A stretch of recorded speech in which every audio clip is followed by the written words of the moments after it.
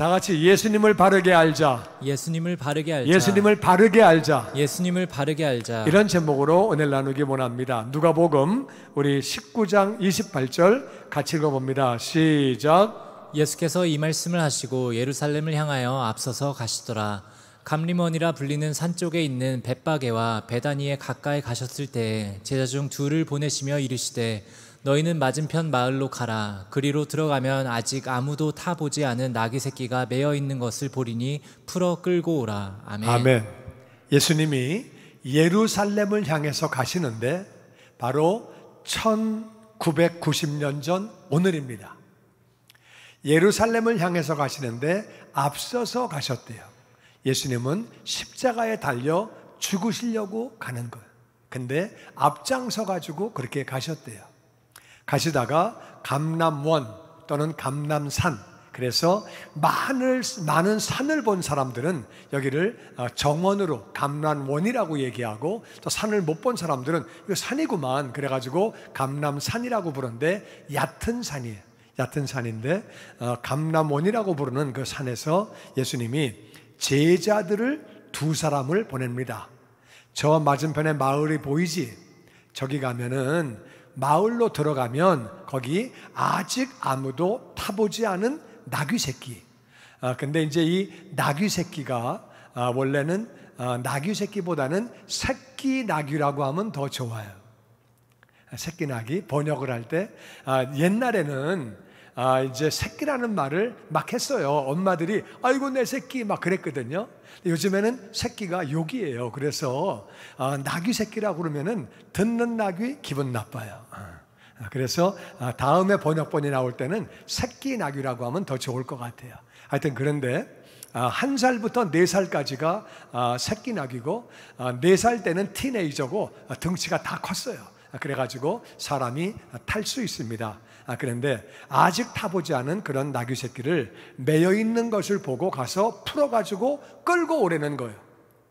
이게 조금 황당한 얘기예요. 남의 나귀를 풀어가지고 끌고 오게 되면 그 주인이 가만히 있겠어요? 그러니까 뭐 하는 거야 지금 이 사람? 도둑놈은 그거는 현장에서 잡히면 중동 사람들의 풍습은 그냥 사람을 때려요. 잡아서 경찰에 집어넣는 게 아니라 그 자리에서 그냥 때려요. 그러니까 막 때리다가 어떻게 심하게 되면 큰 사고가 납니다. 그 습관이 아프리카에 있어가지고 아프리카에 지금도 훔치다 걸리면 그 자리에서 때려요. 돌을 던지기도 하고, 중동은 지금까지 그렇게 중동도 하고 있어요. 아주 위험한데 가서 그냥 풀어가지고 끌고 오려는 거예요. 예수님은 왜 이렇게 명령을 하시느냐? 왜 나귀를 가져오라고 명령하시느냐? 그 이유는 마태복음 21장 4절에 나옵니다. 같이 읽어보죠. 시작. 이는 선지자를 통하여 하신 말씀을 이루려 하심이라. 일렀으되 시온 딸에게 이르기를 내 왕이 내게 임하나니 그는 겸손하여 나귀 곧 멍에 매는 짐승의 새끼를 탔도다 하라 하였느니라. 아멘. 아멘. 예수님은 구약에 예언된 대로 오셔야 메시아가 되는 거예요. 구약에는 예수님에 관한 예언이 333가지가 있어요. 나귀 새끼를 타고 예루살렘을 들어오셔야 한다, 그런 예언이 있고, 동정녀, 처녀에게서 탄생해야 된다, 베들레헴에서 탄생해야 된다, 유다 지파로 다윗의 후손으로 오셔야 한다, 많은 예언들이 있다 그 말이에요. 그 예언들이 다 이루어져야 메시아가 되는 거예요. 그러니까 나귀를 타고 들어오셔야 되기 때문에 스가랴 9장 9절에 예언된 대로 예수님 오시기 전에 많은 예언들이 그렇게 있는데, 그 중에 하나가 나귀를 타고 들어오시는 거예요. 시온의 딸들에게, 시온 딸에게 말씀하시기를 네 왕이 오시는데 그분은 겸손해서 말을 타고 들어오면 폼나요. 그리고 노새를 타고 와도 그런 대로 폼나요. 나귀를 타면은 진짜 폼 안 나요. 나귀 자체가 힘은 세지만 워낙 조그매요. 그리고 생긴 것도 조금 거시기하게 생겼어요. 나귀를 타면 사람 꼴이 말이 아니에요. 근데 겸손해서 예수님이 나귀를 그렇게 타신다는 거예요. 그 예언이 이루어지기 위해서 나귀를 가져오라고 말씀하시는 거죠. 그러면서 예수님이 이렇게 연이어서 말씀하십니다. 31절 시작. 만일 누가 너희에게 어찌하여 푸느냐 묻거든 말하기를 주가 쓰시겠다 하라 하시매 보내심을 받은 자들이 가서 그 말씀하신 대로 만난지라. 나귀 새끼를 풀 때 그 임자들이 이르되 어찌하여 나귀 새끼를 푸느냐 대답하되 주께서 쓰시겠다 하고 그것을 예수께로 끌고 와서. 아멘. 예수님이 가서 나귀를 풀어가지고 갖고 와라. 근데 만일 누가 너희들에게 말하기를 왜 풀어? 남의 거를 왜 허락도 안 받고 풀어? 이거 뭐 하는 짓이야? 어? 도둑놈 아니야? 도둑놈은 내가 붙인 말이에요, 그냥. 하여튼 근데 그렇게 얘기하겠지요. 남의 거 가져가는데 가만히 있겠어요? 이거 왜 가져가? 그러면은 주님이 쓰시겠다고 얘기를 해라. 그렇게 얘기를 해라. 근데 제자들이 그냥 가는 거예요. 이게 황당한 얘기거든요. 그 풀 때 주인이 와가지고 너 왜 풀어? 남의 걸 왜 풀어? 주님이 쓰신다는데요. 이게 무슨 말 같지도 않은 수작을 하고 앉아. 주님이 누구야? 그러고 그냥 때리면 얻어맞는 거고 수갑 채우면은 채워가지고 경찰서에 끌려가서 감옥 가는 거예요. 남의 거 훔치면. 이거 아주 어려운 상황인데 제자들이 그냥 순종을 하는 거예요.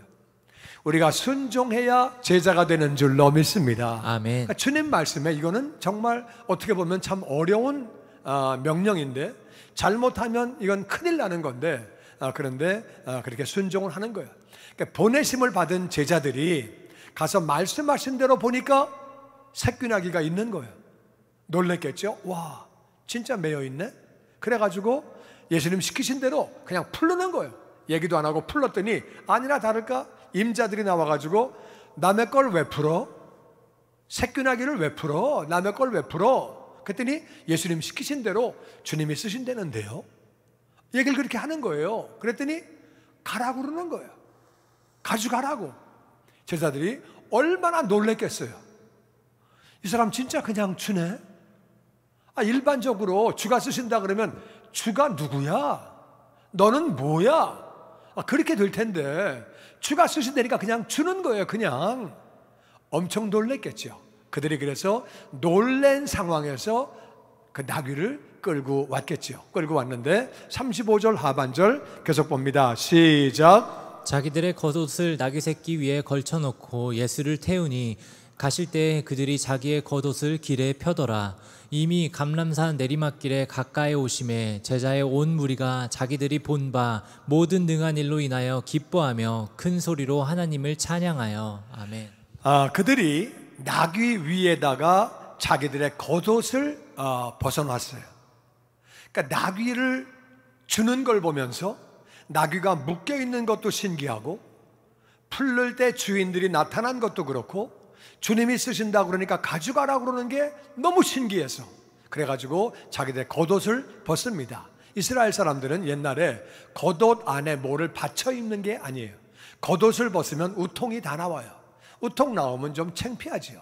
그렇지만은 예수님을 존경하는 마음으로 나귀를 가져오게 된 것이 놀래가지고 거기다 이렇게 겉옷을 그렇게 나귀 새끼 위에다가 올려놨는데 예수님이 그거를 이제 타시는 거예요.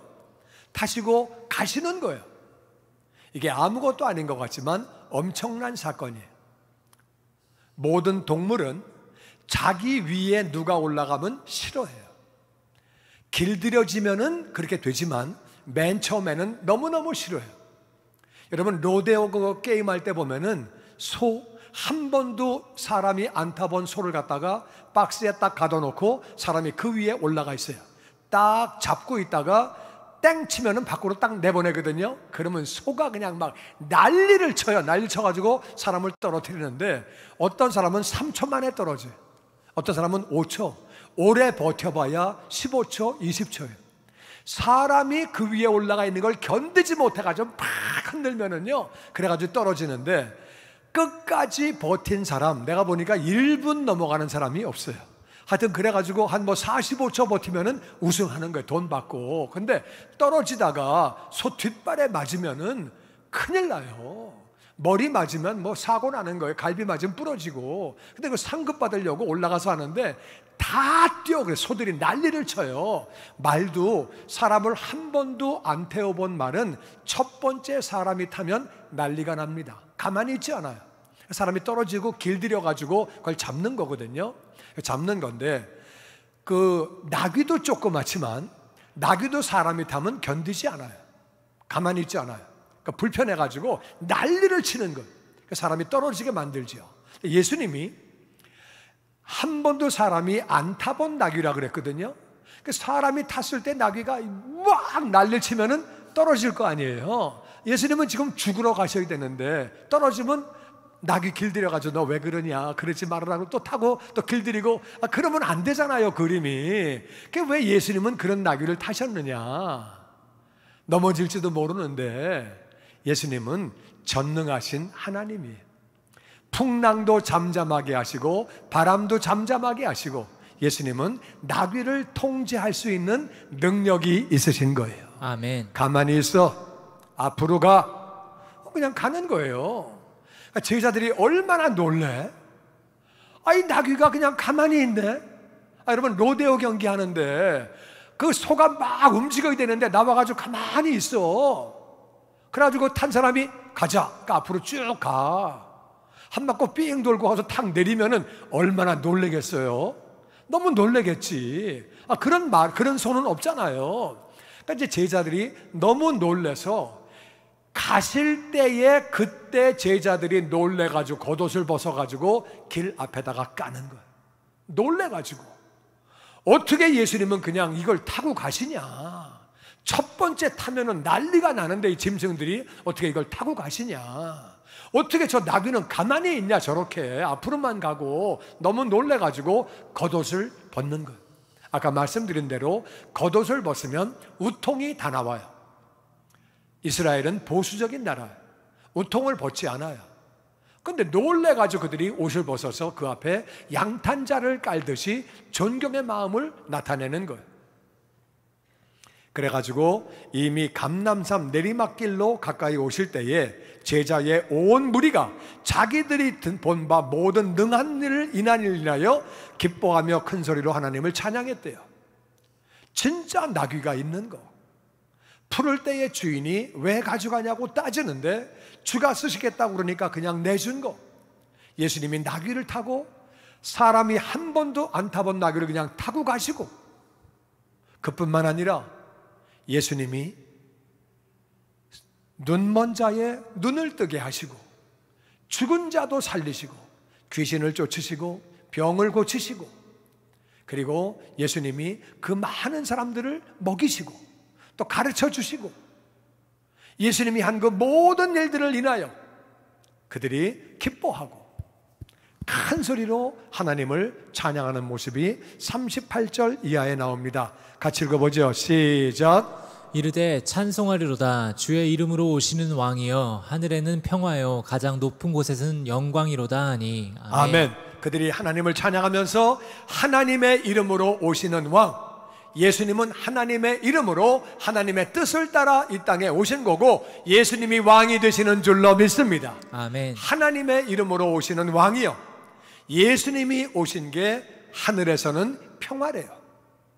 왜 하늘에서는 평화인가? 하나님 아버지의 마음이 불편하셨어요. 인생들을 너무너무 사랑하시는데, 사람들을 사랑하시는데 사람들이 지옥을 가는 거예요. 그러니까 마음이 불편하시죠. 마음이 힘드시죠. 지옥 가니까. 우리 똑같아요. 나는 예수님을 믿는데 우리 가족은 예수님을 안 믿어. 그럼 내 마음이 불편하죠. 나는 믿는데 가족들이 안 믿는데 마음이 편하다, 상관하지 않는다, 그 사람은 예수님을 바르게 믿는 게 아니에요. 나는 믿는데 우리 가족이 안 믿으면 마음이 불편해야 정상이라 그 말이에요. 그러니까 하나님은 우리들을 사랑하시는데 백성들이 하나님을 믿지 않고 그렇게 지옥으로 가는 거예요. 그러니까 마음이 힘드셔. 근데 예수님이 오셨기 때문에 예수님이 십자가에서 죽으시고 이제 예수님 믿기만 하면 누구나 구원을 받으니까 하나님이 마음에 평화가 있으시게 되는 거고, 하나님이 평화면은 천사들도 다 마음이 평화가 되는 거예요. 가장 높은 곳, 가장 높은 곳은 하나님 아버지 자리예요. 그 하나님 아버지가 영광이 된다. 왜? 우리 같은 죄인들을 위하여 그 아들 예수님을 보내주신 거예요. 이것은 아버지가 영광을 받으셔야 마땅한 줄로 믿습니다. 아멘. 예수님 오신 것이, 예수님은 하늘 아버지의 이름으로 오시는 왕이고, 예수님 때문에 하늘에서는 평화가 있는 것이고 아버지가 영광을 받으시는 줄로 믿습니다. 그렇게 선포를 하는 거예요. 그러면서 또 마태복음 우리 21장 9절 말씀에 같이 읽어보죠. 시작. 앞에서 가고 뒤에서 따르는 무리가 소리 높여 이르되 호산나 다윗의 자손이여 찬송하리로다. 주의 이름으로 오시는 이여 가장 높은 곳에서 호산나 하더라. 아멘. 예수님이 가시는데 예수님을 앞에서 따라가고 뒤에서 따라가면서 사람들이 소리를 높입니다. 호산나라는 말은 save me, 나를 구원해 주세요. 나를 구원해 주세요. 다윗의 자손은 바로 메시아라 그 말이에요. 구약의 예언되기를 예수님 메시아가 오실 때에 다윗의 후손으로 오신다. 다윗의 자손 메시아 구원자, 나를 구원해 주세요. 찬송하리로다. 주님의 이름, 하늘 아버지의 이름으로 오시는 바로 그분. 가장 높은 곳에서 호산나. 가장 높은 것은 하늘 아버지. 하늘 아버지가 구원을 시작하셔서 그 구원이 예수님을 통해서 우리에게 임하는 거예요. 그러니까 하늘 아버지 save me, 구원자 되시는 예수님 save me, 호산나. 호산나 다윗의 후손, 바로 예수님 메시아 구원자, 그리고 하늘 아버지 우리를 구원해 주세요. 막 그렇게 예수님을 향해서 선포하는 거예요. 그랬더니 그렇게 39절에 이런 반응이 나옵니다. 시작. 무리 중 어떤 바리새인들이 말하되 선생이여 당신의 제자들을 책망하소서 하거늘 대답하여 이르시되 내가 너희에게 말하노니 만일 이 사람들이 침묵하면 돌들이 소리 지르리라 하시니라. 그랬더니 바리새인들이 화가 났어요. 예수님께 가서 따집니다. 선생이요, 이 사람들이 지금 뭐라 그러는 거예요? 당신이 하나님의 이름으로 온 왕입니까? 당신이 메시아예요? 당신이 구원자예요? 당신이 이 사람들을 구원합니까? 왜 이 사람들이 말을 막 합니까? 그렇게 이거 좀 야단 좀 치세요. 야단 치세요. 무슨 왕이에요 당신이? 무슨 하나님의 이름으로 오는 거예요 당신이 뭔데? 이렇게 해가지고 야단 치라고, 그런 말을 못하게 하라고. 나를 구원해달라니 당신이 이 사람들을 어떻게 구원합니까? 어떻게 이런 말들을 막 함부로 합니까? 메시아라고 다윗의 후손이라고 그러고 책망하세요. 그랬더니 예수님이 대답하십니다. 내가 너희에게 말한다. 만일 이 사람들이 침묵하면 돌들이 소리 지른다. 무슨 말이에요? 저들의 말이 맞다. 나는 왕이다. 나는 하나님의 이름으로 온 왕이다. 내가 메시아다. 내가 구원자다. 내가 바로 너희들을 구원하는 구원자다. 저들이 말을 안 하면 저들의 말이 맞는데 돌들이 그와 같이 소리 지를 거다. 돌은 나를 안다. 내가 창조주 하나님이다. 너희가 나를 몰라서 그렇지 나는 창조주 하나님이야. 그렇게 지금 그들에게 예수님이 선포를 하시는 거예요. 41절 계속 봅니다. 시작. 가까이 오사 성을 보시고 우시며 이르시되 너도 오늘 평화에 관한 일을 알았더라면 좋을 뻔하였거니와 지금 내 눈에 숨겨졌도다. 날이 이를지라 내 원수들이 토둔을 쌓고 너를 둘러 사면으로 가두고. 그리고 예수님이 예루살렘 성 가까이 오셨어요. 오셔가지고 갑자기 막 우시는 거예요. 막 우시는 거예요. 그러면서 너도 오늘 평화에 관한 일을 알았더라면 좋을 뻔하였거니와. 예루살렘이라는 말은 살렘이란 단어가 평화예요. 평화의 도시라 그런 뜻이에요. 근데 평화의 도시인데 평화가 없는 거예요. 예루살렘은 전쟁을 어마어마하게 많이 했습니다. 우리가 상상을 초월할 정도로 많이 했어요. 구약을 읽으면 맨날 전쟁 얘기예요. 애굽이 쳐들어오고 블레셋이 쳐들어오고 암몬이 쳐들어오고 모압이 쳐들어오고 에돔이 쳐들어오고 아수르가 쳐들어오고 바벨론이 쳐들어오고 맨날 쳐들어오는 거예요. 맨날 전쟁하고 하나님을 바르게 섬기지 못할 때 결국 아수르에 의해서 그들이 멸망당하고 바벨론에게 멸망당하고 페르시아에게 또 멸망당하고 그리고 알렉산더에게 멸망당하고 지금은 로마에게 멸망당하고 맨날 멸망당해가지고 몇백 년째 지금 식민지 삶을 살고 있는 거예요. 너희가 평화에 관한 일을 몰랐다. 진정한 평화는 하나님을 믿어야, 하나님을 순종해야 있는 건데 그리고 내가 평화야. 나를 영접하면, 나를 믿으면 평화가 있는데 너희들이 말만 예루살렘이지 평화에 관한 일을 몰랐다. 지금 내 눈에 숨겨졌다. 내가 평화야. 나를 믿으면 너희들에게 평강이 있는데, 평화가 있는데 너희 눈에 숨겨져가지고 너희들이 나를 보지 못하는구나. 그래서 그 결과에 어떤 일이 생기느냐, 이제 날이 되면 원수들이 토둔을 쌓는다. 이 말씀은 서기 70년에 이루어집니다. 그래가지고 예수님이 십자가에서 죽으시고 부활하시고 하늘나라 가시고 나서, 그리고 약 한 37년이 지난 다음에 이 말씀이 이루어지는데, 로마 군대가 와서 토둔을 쌓는다는 얘기는, 그것은 예루살렘이 높은 산에 이렇게 위치해 있어요. 높은 산에 있으니까 아래서부터 군사들이 공격을 해 올라가려고 하면은 위에서 화살을 쏘고 창을 던지고 돌을 굴리고 뜨거운 기름을 끓여가지고 그냥 부어버리고, 그러니까 엄청나게 피해가 큰 거예요. 그러면 어떻게 하느냐, 높은 성 옆에다가 더 높은 산을 쌓습니다. 그 당시에는 불도저가 있는 게 아니기 때문에 삽으로 산을 쌓으려고 하면은 이거는 막 10만 명, 20만 명이 동원돼야 산을 쌓는 거예요. 그래가지고 토둔이라는 말은 그 옆에다가 높은 산을 쌓는 거예요. 산을 쌓아가지고 위에서 아래로 공격을 해가지고 내려오는 거예요. 공격을 하고 너를 둘러서 사면으로 완전히 가둬가지고 예루살렘 성을 완전히 포위한 다음에 산을 쌓아가지고 공격을 하고 쳐들어온다. 44절 시작. 또 너와 및 그 가운데 있는 내 자식들을 땅에 메어치며 돌 하나도 돌 위에 남기지 아니하리니 이는 내가 보살핌 받는 날을 알지 못함으로 인함이라 하시니라. 아멘. 너와 및 그 가운데 있는 내 자식들을 땅에 메어치며. 사람을 죽이는 건 나쁜 거예요. 그건 아주 나쁜 건데, 악한 건데, 사람을 죽여도 칼로 그냥 간단히 그렇게 죽여야지, 뭐 죽이는 건 나쁜 거지만 사람을 땅에 메어쳐 죽이는 것은 얼마나 끔찍한 일이에요. 부모가 보는 앞에서 자식을 땅에 메어쳐 죽이면 그 부모의 마음이 뭐가 되는 거예요? 로마 군인들이 와서 그렇게 한다 그 말이에요. 그리고 돌 하나에, 돌 위에 돌도 하나도 남기지 않고 다 무너진다. 이 성도, 이 성전도, 모든 것 다 무너진다 말씀하시는 거예요. 그 멸망당하는 그들을 바라볼 때, 그렇게 죽은 다음에 지옥 가는 영혼들을 바라볼 때 예수님이 안타까워서 우시는 거예요. 너희들이 왜 멸망을 당하느냐? 내가 보살핌을 받는 나를 알지 못하기 때문에. 하나님이 보살펴 주시는데, 돌보아 주시는데, 예언자를 보내고 계속 사람을 보내가지고 돌아오라고 얘기를 하는데도 불구하고 돌아오지 않으니까 너무 안타까워서 예수님이 그렇게 우시는 거예요. 저도 이 예수님이 우셨던 마음을 조금은 이해를 해요. 교인들 가운데 교회를 다니다가 하나님에게 삐쳐가지고, 하나님에게 시험 들어가지고 교회를 잘 안 나오는 사람들이 있어요. 또 어떤 사람들은 다른 사람 때문에 시험이 들어가지고 교회를 잘 안 나오는 사람들이 있어요.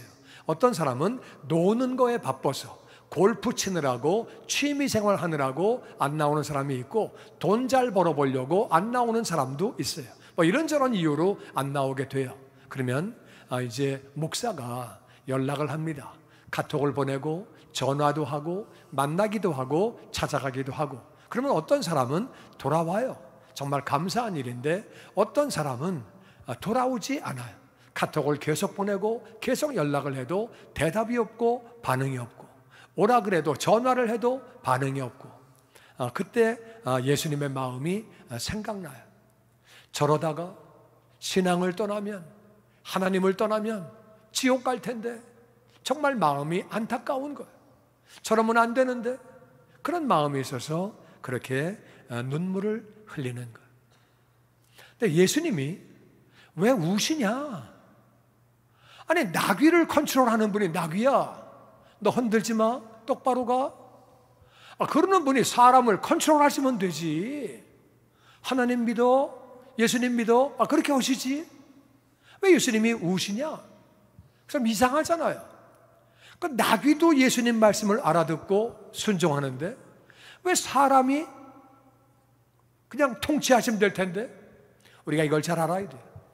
하나님이 사람을 만드실 때에 하나님의 형상으로 만드셨어요. 하나님의 형상이기 때문에 우리에게는 자유의지가 있어요.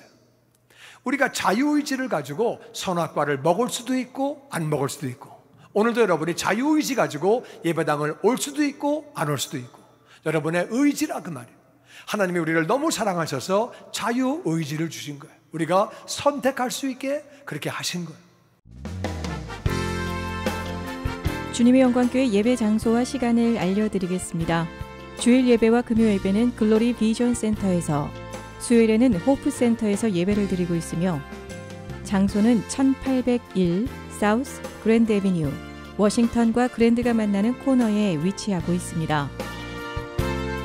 주일 예배는 1부 8시에 전통 예배로 드려지고 있으며, 2부 예배는 10시 30분에 영광 예배로, 20대와 30대 청년들의 젊음 예배가 오후 1시에 3부 예배로 드리게 되며, 한편 영어권 EM 예배는 오후 1시에 호프센터 2층 하이웨이에서 예배가 있습니다.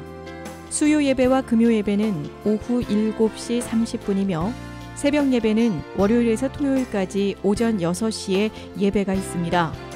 주님의 영광교회 전화번호는 213-749-4500번입니다. 그리고 저희 웹사이트 주소는 www.gcjc.org로 들어가셔서 교회에 대한 자세한 소식과 주일 설교 및 라이브 예배 실황을 보실 수 있으며, 온라인 헌금을 하시기 원하시는 분은 교회 웹사이트에서 하실 수 있습니다. 지금까지 주님의 영광교회 설교 말씀에 참여하신 여러분 감사합니다.